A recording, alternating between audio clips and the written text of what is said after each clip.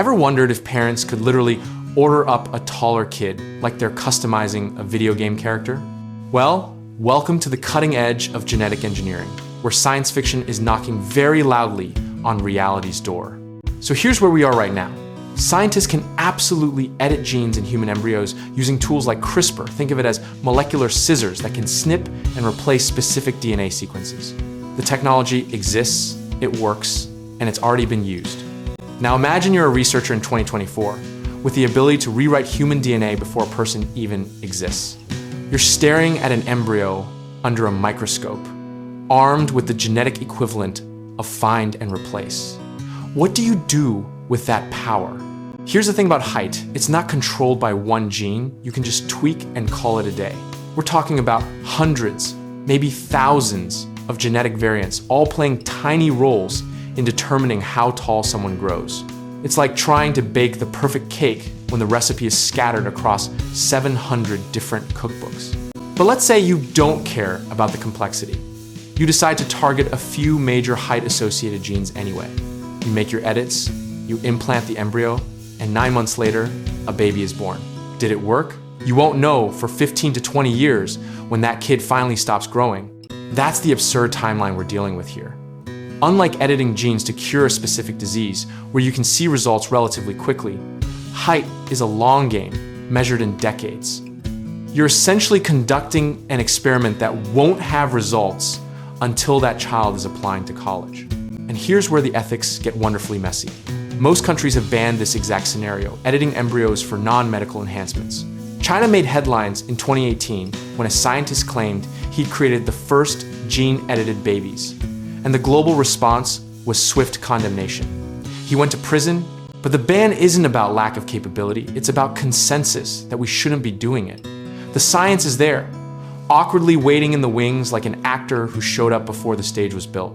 We have the tools, but not the permission slip. Think about what happens when you start editing for height. You're not just changing one person, you're changing their entire genetic lineage. Every descendant could carry those modifications forward. You've essentially rewritten a family tree that doesn't exist yet. Now, consider the motivation here. Parents who want taller children aren't usually thinking about basketball scholarships. They're responding to very real social biases. Taller people statistically earn more money, are perceived as more competent, and have advantages in everything from dating to job interviews. The prejudice is real, and it's measurable. So genetic modification for height isn't happening in a vacuum. It's happening in a world that already discriminates based on physical appearance. You're trying to game a rigged system by rigging your child's DNA. Cue the philosophical debates about authenticity and playing God. Here's the technical nightmare that keeps researchers up at night. Those hundreds of height genes don't just control height, they influence other traits too. Edit one to make someone taller, and you might accidentally increase their cancer risk or mess with their immune system. Genes are multitaskers, and they don't appreciate being micromanaged. And even if you could safely edit every relevant gene, you're still dealing with environment, nutrition, health, stress. All these factors influence final height, regardless of genetics. You could create the perfect genetic blueprint for a 7-foot tall person, but if they grow up malnourished, those edits mean nothing.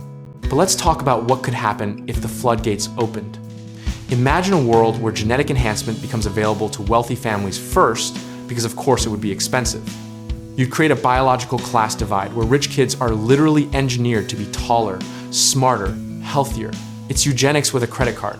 Some researchers argue we should focus on preventing genetic diseases, instead editing out conditions like cystic fibrosis or sickle cell anemia. That's the medical justification that gets funding and sometimes ethical approval.